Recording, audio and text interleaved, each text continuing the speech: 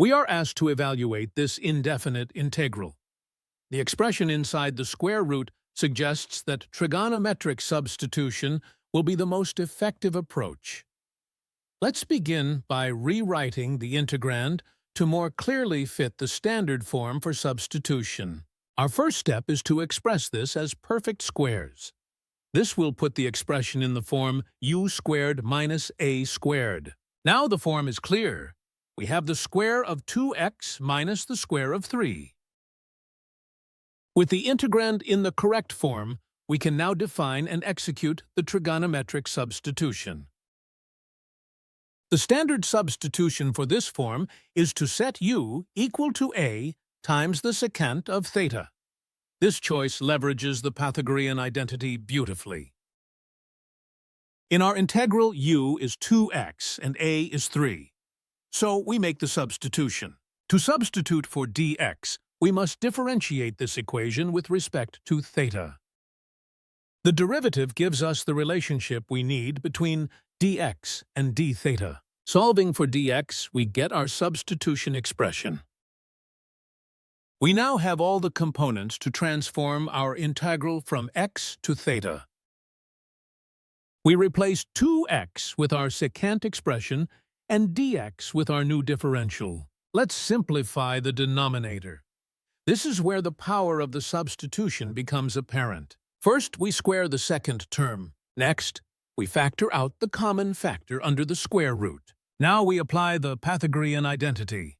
Secant squared theta minus 1 is identical to tangent squared theta. This substitution is the key, as it creates a perfect square under the radical.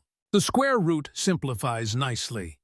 We can work with a principal value for theta, where tangent is non-negative. Now observe the terms that can be cancelled. After cancellation, our initially complex integral simplifies dramatically to just the integral of 1/2 secant of theta. We can pull the constant factor outside the integral. This is a standard integral. The integral of secant of theta is the natural log of the absolute value of secant theta plus tangent theta.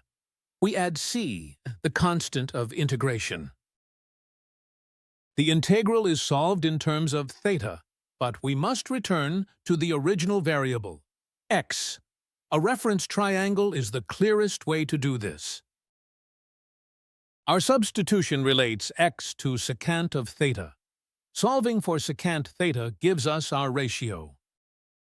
By definition, secant is the ratio of the hypotenuse to the adjacent side in a right triangle. Therefore, we can label the hypotenuse of our reference triangle as 2x and the adjacent side as 3. Using the Pythagorean theorem, we can now find the length of the opposite side. Squaring the terms gives us our relationship. Isolating the opposite squared term. Taking the square root gives us the opposite side, which is the same expression from our original integral. Now, with all three sides of the triangle, we can find tangent of theta, which is opposite over adjacent. With expressions for both secant and tangent of theta in terms of x, we can write our final answer.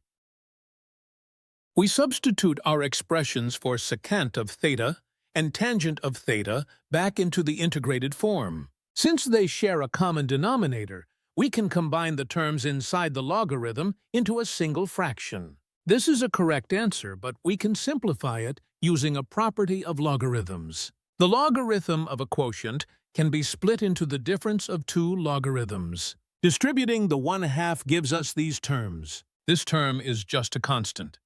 When added to c, another arbitrary constant, the result is simply another arbitrary constant.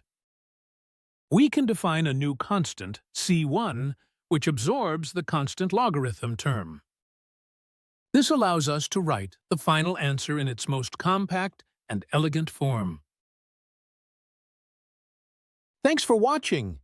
If you found this helpful, consider giving it a like and subscribe for more explorations in mathematics.